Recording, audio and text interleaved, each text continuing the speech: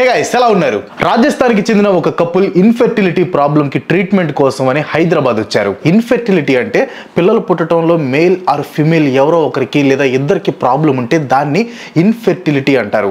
హైదరాబాద్ లో ఏ fertility centre better treatment ఇస్తుందని enquiry చేసుకున్న వాళ్ళకి ఒక ఏజెంట్ పరిచయం అయ్యాడు. వాళ్ళని బాగా నమ్మించి సికింద్రాబాద్ గోపాలపురంలోని సృష్టి టెస్ట్ ట్యూబ్ బేబీ సెంటర్ కి తీసుకెళ్లాడు. ఈ కపుల్స్ ఇద్దరికి టెస్టులన్నీ చేసిన ఫర్టిలిటీ సెంటర్ చీఫ్ డాక్టర్ మీకు పిల్లలు కావాలంటే సరోగసీయే కరెక్ట్ ఆప్షన్ అని అడ్వైజ్ ఇచ్చింది. సరోగసీ అంటే కపుల్ స్పెర్మ్ అండ్ ఎగ్ తో ఫామ్ చేసిన ఎంబ్రియోని డాక్టర్స్ అండ్ కపుల్స్ కలిసి సెలెక్ట్ చేసి ఒక హెల్దీ లేడీలోకి ఇంజెక్ట్ చేస్తారనమాట.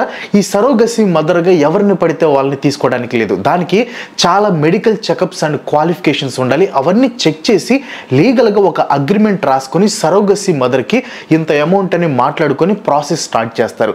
సృష్టి సెంటర్ వాళ్ళు ఇలాగే ఒక సరోగసీ మదర్ని సెలెక్ట్ చేసి రాజస్థాన్ కపుల్ ఎంబ్రియోని ఇంజెక్ట్ చేశారు. కపుల్ దగ్గర 35 lakhs cash and online transaction ద్వారా తీసుకొని సరోగసీ మదర్ని ఆపరేషన్కి హైదరాబాద్ నుంచి ఫ్లైట్లో వైజాగ్ తీసుకెళ్లి సి సెక్షన్ ఆపరేషన్తో బేబీ బాయ్ని డెలివరీ చేశారు. పేరెంట్స్కి కొన్ని వీక్స్ తర్వాత బేబీని హ్యాండ్ ఓవర్ చేసేటప్పుడు చేసిన డాక్యుమెంటేషన్లో సరోగసీ బేబీ అని మెన్షన్ చేయకపోవడంతో పేరెంట్స్కి డౌట్ వచ్చి బేబీకి DNA టెస్ట్ చేయమని అడిగారు. DNA టెస్ట్ చేస్తే బిడ్డ కపుల్ ఎంబ్రియో వల్ల పుట్టిందా లేదా అని తెలుస్తుంది. సృష్టి సెంటర్ వాళ్ళు ఫస్ట్ DNA టెస్ట్ చేయడానికి లేట్ చేశారు. కపుల్ ఫోర్స్ చేయటంతో వాళ్ళని థ్రెటన్ చేశారంట. దాంతో వాళ్ళు ఢిల్లీ వెళ్ళి బేబీకి DNA టెస్ట్ చేస్తే వాళ్ళకి ఆ బేబీకి ఎలాంటి బయోలాజికల్ రిలేషన్ లేదని తెలిసింది. వెంటనే సికింద్రాబాద్ లోని గోపాలపురం పోలీస్ స్టేషన్ లో కేసు రిజిస్టర్ చేశారు. కేసుని సీరియస్ గా తీసుకున్న Hyderabad north zone DCP S Rashmi Perumal గారు ఇన్వెస్టిగేషన్ స్టార్ట్ చేశారు. ఇన్వెస్టిగేషన్ స్టార్ట్ అయిన వెంటనే డాక్టర్ నమ్రత అబ్స్కండ్ అయిపోయిందంట.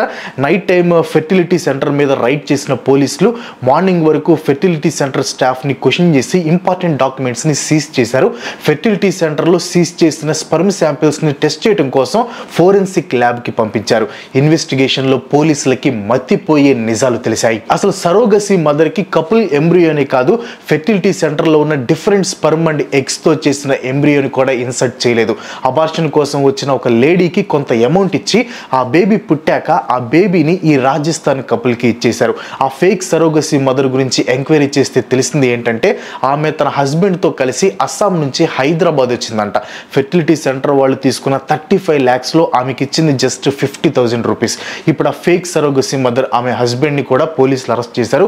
బేబీని లా ప్రకారం శిశు సంరక్షణ కేంద్రంలో ఉంచారు. సృష్టి సెంటర్ వాళ్ళు ఎగ్స్ స్పెర్మ్ ని ఇల్లీగల్ గా మధ్యప్రదేశ్, గుజరాత్ లాంటి స్టేట్స్ కి ట్రాన్స్పోర్ట్ చేస్తున్నారంట. క్లినిక్ తో కనెక్షన్ ఉన్న Indian Sperm Tech regional manager Pankaj సోనిని, అలాగే ఈ కేసుతో సంబంధం ఉన్న సంపత్, శ్రీను, జితేందర్, శివమణికంఠ, బోరో అనే 6గురిని అరెస్ట్ చేశారు. ఇక్కడ ఫర్టిలిటీ సెంటర్, స్పెర్మ్ బ్యాంక్ కి డిఫరెన్స్ ఏంటంటే ఫర్టిలిటీ సెంటర్ అంటే పిల్లలు లేని వాళ్ళకి ఆర్టిఫిషియల్ మెథడ్స్ ద్వారా పిల్లలు కలగటానికి ట్రీట్ చేసేవాళ్ళు. ఈ ఆర్టిఫిషియల్ మెథడ్స్ ఏంటో వీడియోలో ముందు మీకు ఎక్స్ప్లెయిన్ చేస్తాను. స్పెర్మ్ బ్యాంక్స్ అంటే ఈ ఫర్టిలిటీ సెంటర్స్ కి స్పెర్మ్ ని సప్లై చేస్తాయి. బేసిక్ గా స్పెర్మ్ సప్లై చేసే బ్యాంక్స్ చాలా కేర్ఫుల్ గా ఉండాలి. ఎవరి స్పెర్మ్ పడితే వాళ్ళ స్పెర్మ్ ని తీసుకోవడానికి లేదు. ఎందుకంటే స్పెర్మ్ ఇచ్చిన పర్సన్ కి ఏదైనా జెనెటికల్ డిసీజెస్ ఉంటే అవి బేబీకి కూడా వచ్చే ఛాన్స్ ఉంది. ఇలా చాలా ఉంటాయి. కానీ స్పెర్మ్ టెక్ వాళ్ళు చేసిన దారుణం వింటే మనుషులు డబ్బు కోసం ఇంత స్వార్థంగా ఆలోచిస్తారా అనిపిస్తుంది. ఈ స్పెర్మ్ సెంటర్ వాళ్ళు నైట్ టైమ్స్ లో సికింద్రాబాద్ రైల్వే స్టేషన్ చుట్టుపక్కల ఉండే బెగ్గర్స్ కి బిర్యానీ ఇచ్చి వాళ్ళకి పోర్న్ వీడియోస్ చూపించి స్పెర్మ్స్ కలెక్ట్ చేసి అవి పేషెంట్స్ మీద యూజ్ చేస్తున్నారు. శాంపిల్ కి 800 నుంచి 4,000 పే చేస్తారంట. అలాగే ఫిమేల్ ఎగ్ కి అయితే 10,000 నుంచి 25,000 వరకు ఇస్తున్నారంట. ఇంకా సృష్టి సెంటర్ విషయానికి వస్తే వీళ్ళకి వైజాగ్, విజయవాడ, కొండాపూర్లో బ్రాంచెస్ ఉన్నాయి. అలాగే ఏపీ, తెలంగాణ, వెస్ట్ బెంగాల్, అస్సాంలో ఏజెంట్స్ ఉన్నారు. పేద మహిళలకి అబార్షన్ చేయించుకోవాలి అనుకునే ఆడవాళ్ళకి డబ్బు ఆశ చూపించి వాళ్ళకి పుట్టిన బేబీస్ ని సరోగసీ బేబీస్ గా పేషెంట్స్ ని నమ్మిస్తున్నారంట. అలా ఒక్కో బేబీకి మాక్సిమం 50,000 వరకు ఇస్తారంట. సృష్టి సెంటర్ చీఫ్ డాక్టర్ నమ్రత ఒకసారి ఈ మ్యాటర్ బయటికి రాగానే విజయవాడ అబ్స్కండ్ అయిపోయిందంట. ఆవిడని గోపాలపురం పోలీసులు సికింద్రాబాద్ తీసుకొచ్చారు. ఇప్పటి వరకు క్లినిక్ లో 200 మందికి పైగా కపుల్స్ రిజిస్టర్ అయ్యారంట. యాక్చువల్ గా ఈవిడ కొన్నేళ్ల క్రితం వేరే పేరుతో ఒక క్లినిక్ ని రన్ చేసేది. అది ఇలాగే క్లోజ్ చేయడంతో తన కొడుకు లాయర్ అనమాట. సో తన క్రిమినల్ తెలివితో పేరు మార్చి వేరే డాక్టర్ నేమ్స్ మీద క్లినిక్ డాక్యుమెంట్ చేసి రన్ చేస్తున్నారంట. నమ్రత సన్ మొత్తం క్లినిక్ ఫైనాన్షియల్ మ్యాటర్స్ దగ్గరుండి చూసుకుంటారంట. దాదాపు 30 సంవత్సరాల నుంచి వీళ్ళు ఈ బిజినెస్ లో ఉన్నారు. Types in artificial fertility. ఇలాంటి ఫర్టిలిటీ స్కామ్స్ జస్ట్ ఇండియాలోనే కాదు ప్రపంచ వ్యాప్తంగా ప్రపంచవ్యాప్తంగా చాలా జరుగుతున్నాయి. అసలు ఫస్ట్ ఈ స్కామ్స్ గురించి తెలుసుకోవాలంటే మీకు ఆర్టిఫిషియల్ ఫర్టిలిటీ గురించి చిన్న ఐడియా రావాలి. ఆర్టిఫిషియల్ ఫర్టిలిటీలో మొత్తం 7 మెథడ్స్ ఉంటాయి. First one IUI, intra uterine insemination. ఈ ప్రాసెస్ లో స్పెర్మ్ ని క్లీన్ చేసి ఓవులేషన్ టైంలో డైరెక్ట్ గా యుటెరస్ లో ఇంజెక్ట్ చేస్తారు. Success rate 10 to 20%. Second one IVF, in vitro fertilisation. Egg and sperm ని ల్యాబ్ లో ఫర్టిలైజ్ చేసి ఎంబ్రియోని యుటెరస్ లో పెడతారు. Success rate 30 to 50%. Third one ICSI, intracytoplasmic sperm injection. IVF లో స్పెర్మ్ వీక్ అయితే ఒక సింగిల్ స్పెర్మ్ ని డైరెక్ట్ గా ఎగ్ లో ఇంజెక్ట్ చేస్తారు. మరి లో క్వాలిటీ స్పెర్మ్ ఉంటే ఈ ప్రాసెస్ చేస్తారు. And fourth one donor sperm or donor egg. Male కి ఇన్ఫెర్టిలిటీ ఉంటే డోనార్ స్పెర్మ్ యూస్ చేస్తారు. అదే ఫిమేల్ కి ఇన్ఫెర్టిలిటీ ఆర్ ఏజ్డ్ ఎగ్స్ ఉంటే డోనార్ ఎగ్స్ ని యూస్ చేస్తారు. Fifth one embryo donation. Couple కి స్పెర్మ్ అండ్ ఎగ్ రెండు ప్రాబ్లమ్స్ ఉంటే రెడీమేడ్ ఎంబ్రియోని అడాప్ట్ చేసి యుటెరస్ లో ట్రాన్స్ఫర్ చేస్తారు. Sixth one surrogacy. అందరికీ తెలిసిన మెథడ్, చాలా మంది సెలబ్రిటీస్ యూస్ చేశారు. ఫర్టిలైజ్డ్ ఎంబ్రియోని సరోగసీ మదర్ యుటెరస్ లో పెడతారు. ఆమె డెలివరీ వరకు క్యారీ చేస్తుంది. సింపుల్ గా చెప్పాలంటే అద్దె గర్భం. అండ్ సెవెంత్ వన్ వచ్చేసి fertility preservation. Egg sperm embryo ఏదో ఒకటి ఫ్రీజ్ చేసి స్టోర్ చేస్తారు ఫ్యూచర్ లో యూస్ చేయడానికి. ఇదేంటంటే పిల్లలు లేట్ గా కావాలి అనుకునే వాళ్ళకి ఫ్యూచర్ లో ఎలాంటి ప్రాబ్లమ్స్ వస్తాయో తెలియదు, సో ముందే స్టోర్ చేసుకుని పెట్టుకుంటారు. రీసెంట్ గా ఇదే మెథడ్ ద్వారా థేడియస్ డానియల్ పీర్స్ అనే పిల్లాడు జన్మించాడు. 1994లో భద్రపరిచిన పిండం నుంచి 30 ఏళ్ల తర్వాత ఈ శిశువు జన్మించింది. ఈ 7 మెథడ్స్ చాలా కాస్ట్లీ అండ్ మెయిన్ గా ఫిమేల్ హెల్త్ ని ఎఫెక్ట్ చేస్తాయి. ఒక ఎగ్ ని ఫిమేల్ బాడీ నుంచి కలెక్ట్ చేయడం అంటే మేల్ నుంచి స్పెర్మ్ కలెక్ట్ చేసినంత ఈజీ కాదు. ఈ ఆర్టిఫిషియల్ ఫెర్టిలిటీ వల్ల ఉమెన్ కి ఫ్యూచర్ లో చాలా కాంప్లికేషన్స్ రావచ్చు. డాక్టర్స్ చాలా కేర్ఫుల్ గా అండ్ సెన్సిటివ్ గా ఉండాలి. ప్రతి మెథడ్ లో స్కామ్ చేయడానికి ఛాన్స్ ఉంది. IVF, ICSI లో చాలా సార్లు హస్బెండ్ స్పెర్మ్ ప్లేస్ లో కపుల్ కి చెప్పకుండా డోనార్ స్పెర్మ్ యూస్ చేస్తారు. రీజన్ ఏం లేదు, మీ హస్బెండ్ స్పెర్మ్ తో మీకు పిల్లలు పుట్టరంటే వాళ్ళు అక్కడ ట్రీట్ చేయించుకోకుండా వేరే చోటుకి వెళ్ళిపోతారు. అదే హస్బెండ్ స్పెర్మ్ అని అబద్ధం చెప్పి డోనార్ స్పెర్మ్ తో ప్రెగ్నెన్సీ వచ్చేలా చేస్తే IVF ప్రాసెస్ కి 5 నుంచి 20 lakhs వరకు లాగొచ్చు. ఈ ప్రాసెస్ లో కొన్నిసార్లు హస్బెండే వైఫ్ తో డోనార్ స్పెర్మ్ గురించి చెప్పడనమాట. యాక్చువల్గా ఇక్కడ ఏంటంటే ప్రాబ్లం వైఫ్ లో ఉందని ఫర్టిలిటీ సెంటర్కి వస్తారు, కానీ హస్బెండ్ లో ఉందని తెలుస్తుంది. వైఫ్ కి మ్యాటర్ చెప్పకుండా డోనార్ స్పెర్మ్ కి వెళ్ళిపోతారు అనమాట. ఇంకా donor sperm and donor egg కి రెడీ అయ్యి IVF ప్రాసెస్ కి వచ్చే కపుల్స్ మీద అక్కడ జరిగే స్కామ్స్ గురించి చెప్తే మీకు మతిపోతుంది. Sperm scams. Indian Journal of Medical Ethics వాళ్ళు 2008లో ఒక స్పెర్మ్ బ్యాంక్ ని మెయింటైన్ చేసే డాక్టర్ ని ఇంటర్వ్యూ చేస్తే ఆయన చెప్పిన మాటలు ఏంటంటే స్పెర్మ్ బ్యాంక్ అంటే అక్కడ డోనార్స్ నుంచి స్పెర్మ్ ని కలెక్ట్ చేసి హాస్పిటల్స్, క్లినిక్స్, ఇండివిజువల్స్ కి కమర్షియల్ పర్పస్ మీద డొనేట్ చేస్తారు. స్పెర్మ్ అనేది ఎవరి దగ్గర పడితే వాళ్ళ దగ్గర తీసుకోవడానికి లేదు. ఎవరైతే డోనార్ ఉన్నాడో అతనికి అన్ని మెడికల్ చెకప్స్ చేసి అతనికి జెనెటికల్ గా ఏమైనా డిసీజెస్ ఉన్నాయా, తన లాస్ట్ 2 generations కి కామన్ గా ఉన్న డిసీజెస్ ని కన్సిడరేషన్ లోకి తీసుకొని అతని ఎడ్యుకేషన్, ప్రెజెంట్ సైకలాజికల్ స్టేట్ ని కూడా కన్సిడరేషన్ లోకి తీసుకొని అతన్ని డోనర్ ని చేస్తారు. మెడికల్ రూల్స్ ప్రకారం sperm donors minimum 12th class వరకు పాస్ అయి ఉండాలి. ఇంటర్వ్యూ ఇచ్చిన డాక్టర్ మాటల ప్రకారం స్పెర్మ్ డొనేట్ చేసిన 6 or 7 days తర్వాత కానీ మళ్ళీ డొనేట్ చేయడానికి లేదంట.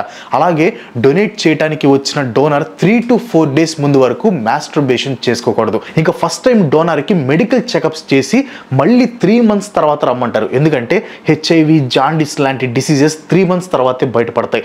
ఇంత కేర్ఫుల్ గా ఎక్స్ట్రాక్ట్ చేయాల్సిన స్పెర్మ్ ని కొందరు స్కామ్ చేస్తున్నారు. ఏంది బ్రో ఇందులో స్కామ్ చేయగలరా అనుకుంటారేమో, చెప్తా, కంగారు ఎందుకు. ఏప్రిల్ 16, 2009 బెంగళూరులోని Cairo bank fertility and research centre, ఇదో స్పెర్మ్ బ్యాంక్ అనమాట. ఈ బ్యాంక్ లో ఆల్మోస్ట్ 12 lakhs కాస్ట్ ఉండే అన్వర్తి స్పెర్మ్స్ ని ఐడెంటిఫై చేశారు. ఈ స్పెర్మ్ బ్యాంక్స్ ఎలా ఆపరేట్ అవుతాయంటే స్పెర్మ్ బ్యాంక్ లో కొందరు ఏజెంట్స్ ఉంటారు. వాళ్ళు డోనార్స్ ని సెర్చ్ చేసి మంత్ కి ఇన్ని శాంపిల్స్ బ్యాంక్ కి ఇవ్వాలని టార్గెట్స్ ఉంటాయన్నమాట. అసలు ఈ స్కామ్ ని బయట పెట్టింది ఈ స్పెర్మ్ బ్యాంక్ CEO అంబర్ రావు. మ్యాటర్ ఏంటంటే సురేష్ అనే వ్యక్తి ఫస్ట్ ఈ స్పెర్మ్ బ్యాంక్ లో చిన్న ఏజెంట్ గా వర్క్ చేసేవాడు. తర్వాత తమిళనాడు రీజన్ మొత్తానికి ఏజెంట్ అయ్యాడు. తను ఇలా ఏజెంట్ అయిన దగ్గర నుంచి తమిళనాడు, కేరళ రీజన్స్ లో కంప్లైంట్స్ రావడం ఎక్కువైపోయాయి.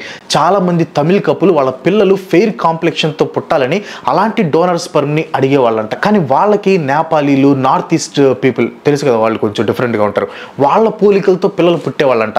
ఇలా తమిళనాడు, కేరళ మొత్తం మీద 500 మందికి పైగా సురేష్ స్కామ్ వల్ల ఎఫెక్ట్ అయ్యారు. పోలీస్ ఇన్వెస్టిగేషన్ లో సురేష్ క్రిప్టో బ్రాండ్ ని యూజ్ చేసుకుని ఒక ఇండిపెండెంట్ ఇండిపెండెంట్ స్పర్మ్ బ్యాంక్ ని పెట్టి ఆ శాంపిల్స్ ని క్రిప్టోకే సప్లై చేస్తున్నాడని తెలిసింది. మద్రాస్ సిటీలో కన్స్ట్రక్షన్ వర్కర్స్ గా వాచ్మెన్స్ గా వర్క్ చేయడానికి వచ్చిన Nepalese and north east Indian people దగ్గర స్పర్మ్ ఎక్స్ట్రాక్ట్ చేసి స్పర్మ్ బ్యాంక్స్ కి సప్లై చేస్తున్నట్లు ఇన్వెస్టిగేషన్ లో తెలిసింది. ఇంకా ఇండియాలో కంటే యుఎస్ఏ, కెనడా లాంటి కంట్రీస్ లో ఈ స్పర్మ్ స్కామ్స్ బయటికి తెలిసినవి ఎక్కువ.